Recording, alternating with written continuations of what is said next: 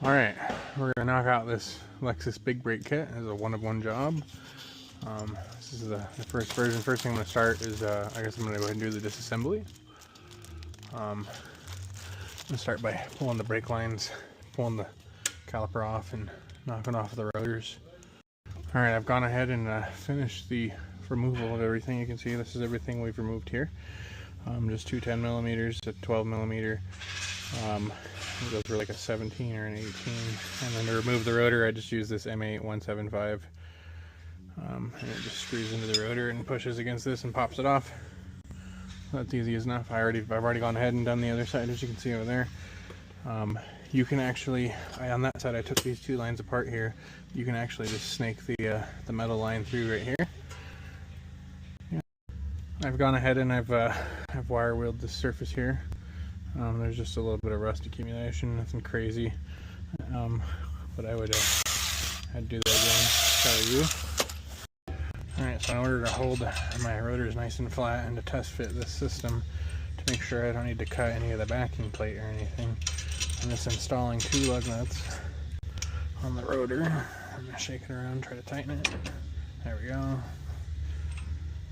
I'm just hand tightening them, and then that'll keep us nice and flat. So now I'm just making sure that our backing plate is, about 3 or 4mm away from the rotor here. You can see we're looking pretty good. I'm just pressing it on with my hands. Alright, so here's our caliper bracket.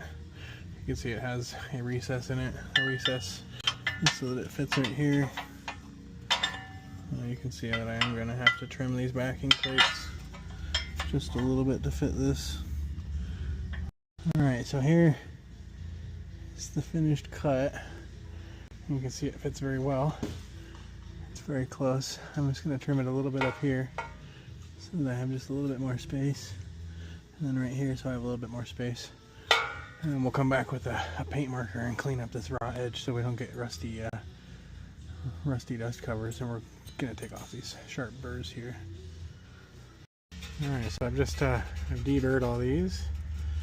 And I'm just going through and covering up everything with black paint marker.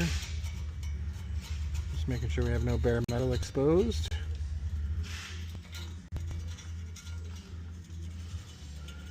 And we have a nice clean install.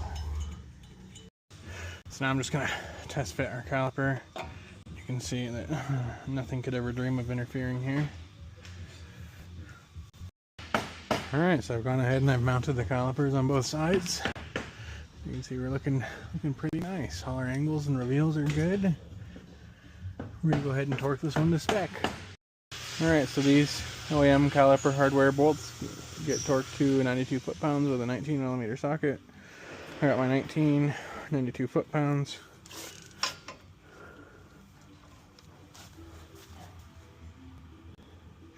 There's one. 2, and I'll put them both one more time, and then I'll have another one of the gentlemen that work with me come over and hit them again just to make sure the torque wrench isn't off.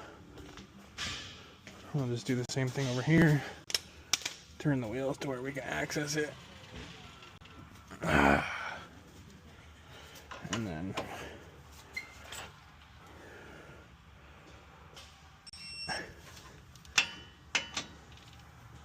there you have it. There's the caliper brackets torqued. Alright, now we're going to take the supplied hardware and we're going to torque it to 78 foot-pounds. I've got 78 foot-pounds here. I've got a 1/2 inch adapter, and then we're just going to use my H10 10mm hex bit. We're just going to get it nice and torqued. Make this a good quality install.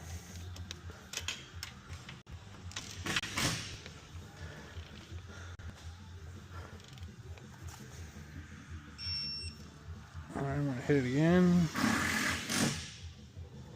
Nice and slow. It's very important that you go very nice and slow with your torque wrench. Make sure you get a good reading. You can see I'm getting more out of this one. Alright. Hit it again over here.